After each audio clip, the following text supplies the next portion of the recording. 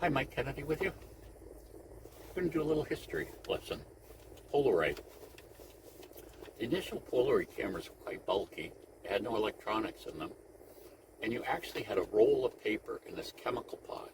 And you would lift up a plate, put it in the camera, put the plate down, and arrange these things. Then you could take black and white photos. And of course, this is all before the age of digital. Well, that was quite a cumbersome thing. And so Polaroid later developed what we call pack film, which is what this is going to use. Now, we're going to open this all up. The lever here, generally, we'll open it up. It's not stuck completely. Oh, it's this side. You push this side in, then you basically pull this out till it stops, okay? And let's see again if I can't get in to, there's a lever here that we press to get in the back. There's actually a agent-old pack in here, which is good because it will allow me to show it to you. So here you have, instead of the roll pack, they developed the, I should say roll, print rolls, they developed this pack. So this pack could have like 10 photos in it, and all the chemicals were included in it, except for with the black and white. Some of the black and whites you still had to coat with this chemical, smelly chemical that has some acetic acid in it, I believe, and you would have to coat the photo afterwards. Now, as they went along, they created black and white that didn't need that. And of course, they created color film, and they had quite a few varieties of film at one time. They even had a film, which I really like this film. It produced both a print and a negative. So you got these are 3 by 4 inches. You got a 3 by 4 negative that you could use to print from. I thought that was really neat. But at one time, Polaroids were used too by photographers to get a feel of what the photo would look like. In other words, they've got the camera set up and all this stuff. Sometimes they'd even have a back to their camera that would take this. In other words, even like a 2 1/4 format camera, the 120 roll film, you could get, for a lot of them, the Polaroid back. And then what you do is you take a picture, and then with this 2 1/4 inch square picture, and that would be used kind of as a proof to see how well your photo's going to look. And some of the more advanced cameras had fine settings for exposure and things, so you could actually use it to check your exposure values as well. This is all before digital, okay? So you can see in here the bellows, the rollers. This was by and far the sticking point for this camera, was these rollers would get dummy, and the camera wouldn't work right. But these pop right out, and you could just clean them.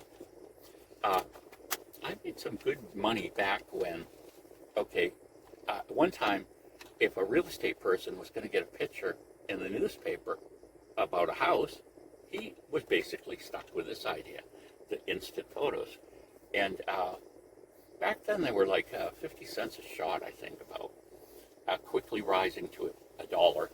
But I would find these cameras at yard sales because, again, people would buy these and they were expensive to use, and people would just decide they'd use regular film cameras instead. And so there were a lot of these on the used market. But I would take them, clean them up, and I brought them to a camera shop, and the guy would sell them for $35. And back then, $35 was a lot of money. Now this is a model 104. As we went up in model numbers, we had a 200 series, 300 series, and 400 series. And then the second number, the ultimate camera, would have been the 450. And that would have had all kinds of different features. The thing that this one has is it has a button that does color or black and white. The black and white was ASA 3000, and the color was ASA, I think it was, I forget now, but I think it was 75. But all this did was put a, see that little hole? It reduced the aperture greatly, so you could use this. Basically, the camera's doing one shutter speed, and you're adjusting the aperture. But it did allow you to, now, yes, you could do lighter or darker too. So by turning this, if your picture came up too light, too dark, you could turn it and take another photo. And what this had too was a rangefinder. You look at this little window here. Oh, this is funny. It isn't a rangefinder. There's just a distance scale inside here. So if I was going to take a picture and I know it's at 7 feet, I can set it for 7 feet, then I'll be assured that the picture's sharper. Now, as you went up in models, you actually would have rangefinders, which means there'll be two images in here, typically a yellow and a clear one, and you would move this back and forth until those two images became one, and that would show you that you're focused. And usually you can tell the rangefinders apart because, which I forgot when I was talking about it, this has got only one window. With rangefinder needs two. You have to have an offset here, and basically what it is, if you think of geometry, you've got your two lenses going out like this, and so to basically get those two images to agree, you have to move the thing in and out. Basically, that's calibrated to the actual distance. And what else can I say about these? Some of these, as they got older, would have trouble with having pinholes in the bellows. They could develop pinholes, although this one looks perfect. And how you could test that is basically you could hold it up to the light and actually look, or put a flashlight in there in a darkened room and look for any things. This one also, you can see this here, this is a flash contact. In other words, there was flash bulbs attachment that went with this, and you would plug it in there. I forget, well, maybe it would all mount there too. I forget how they mounted. I haven't fooled with these for quite a while. Someone just gave this to me recently. Now, they don't make these anymore. Someone bought Polaroid. So technically, Polaroid and all its patents still survive in a way, but it was thought of making these, and they finally gave it up because even though Polaroid had extensive patents and knowledge about using certain chemicals for sensitizers and all of these things, basically, they stopped using it when the company kind of died, and then those chemicals, over the years stopped being manufactured. So you couldn't necessarily make one of these, even if you had all the information, all the rights. It would be very difficult to be able to purchase all the chemicals to make this work again. Now, I read somewhere, and I'm not sure, but I'll check into it, but I probably won't purchase it. But someone came out with a single shot one of these. So in other words, you've only got one picture, and it must, still be in some type of arrangement like this. You put it in the camera, you take your one picture, and then it's processed somehow. I assume it's done still in the pack when you pull the strip here, but I'm not positive. But they cost, the last one, when I saw that product available, they were $20. So to try one of these out, you would be spending $20, which is kind of expensive. I had a friend in a camera store. He's passed on just recently. It's funny, not funny, but I was driving by there a couple months ago, and I noticed it was all boarded up. I was going to stop. I don't go into Portland a lot, and I was by there, and I said, oh, I'm going to go in here and look, and it was all boarded up. Or not boarded, but you know what I mean. There was paper over the windows you couldn't see and everything. And he had died. I don't know what he died from. I'd like to find out. I'll see if I can run into any of the other people. That he was once part of the company, Bicknell's, that I worked for, and he separated out kind of But anyway, he had this camera store called Photo Market. But anyway, I'd find other sources of slightly expired film and things. But basically, it allowed me to play with these cameras and use them at a much cheaper cost than normal, because I would be hunting around for slightly expired film. So there you go, the Model 104. And like I say, they had higher model numbers, and they had models too with glass lenses. That was one of the big deals.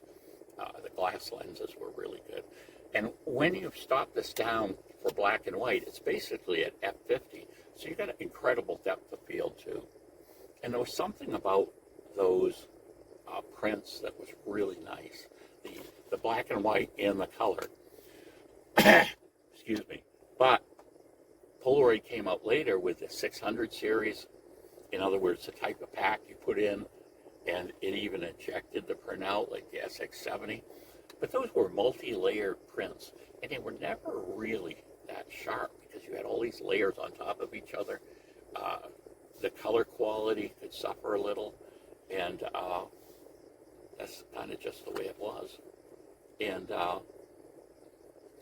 the film here, you just had one surface that was the image, and it was much sharper. The colors were truer, and they had film that was specially made to go with electronic flash, or they had a lower contrast version, but they had quite a few things that were available in this pack. Now, I shared this on one of my other videos. I had picked up this old Speed Graphic, which is it's a folding camera, but it's really big, and they would put sheets of film in it. It's funny because I'm watching this Perry Mason series, and the police photographers use those type of cameras, and some of the news people do too, besides the police. But photographing the scene of the murder and things like that. But I actually had one of those, and I had this idea, which was brilliant because it was my idea, of adapting the camera to take this film. And so I had a camera. Back then they were camera repairmen. They aren't camera repairmen anymore. Or if you find one, they could be booked out, for like a year to get something done. But good ones. But I had him cut the film back off of. There were a number of all plastic cameras too that came out. I had him cut the back off of that and made it to the Speed Graphic camera. And basically it gave me this ultra high quality camera to use with the back film. And like I say, back then the black and white and color, they were really good quality. And, I used it for a while, and, I wished I hadn't sold it, but I did. But anyway, I took it into a camera store to try to sell it, take it. And they were like, oh, it's gonna, you cut this apart, no one's going to buy this. You've ruined it. And I said, well, no, I think this will go quickly because people are looking for, something better than this. And that had a real professional grade lens on it. You adjust the f-stop, the aperture, the shutter speeds. It had a couples rangefinder and all of this stuff. And he said, well, we'll take it in consignment, but we'll never. And he called me back like 2 days later. They had sold it because, of course, someone looked at it and went, wow. It was a big deal back then. But, digital took over everything. But I think Polaroid was much on the way out anyway, because it had just gotten too expensive. Getting to $1 a shot. So you're spending, and this is back a little, you're spending, $8 or $10 for one of these, and you're taking $1 a shot. And I think people just decided at that time that the 35 millimeter camera was a much better idea. So Polaroid died. This new company bought it, all the rights. Like I say, they're making some film, but it isn't super high quality. Let's just say that. It's more artsy film. This company called, I forget what, it's Polaroid something, but I haven't got the name on the tip of my tongue right now. But they do have a following. People like the cameras they have. They have a new camera where they took, this is getting too long. They took the battery out of the battery out of the pack that was in these higher cameras and put it back in the camera so they could make the film cheaper. And of course now the film is still quite expensive. It's $1 or $2 a shot. Anyway, but there we go. There's a little history of Polaroid. And there is a company, Polaroid, now. They sell some cameras and they sell the film to go with it. And although Fuji instant type cameras and films are typically much more popular than that. It'd be interesting to find how much of a dent that this rebirth of Polaroid has made in relation to how well Fuji has done.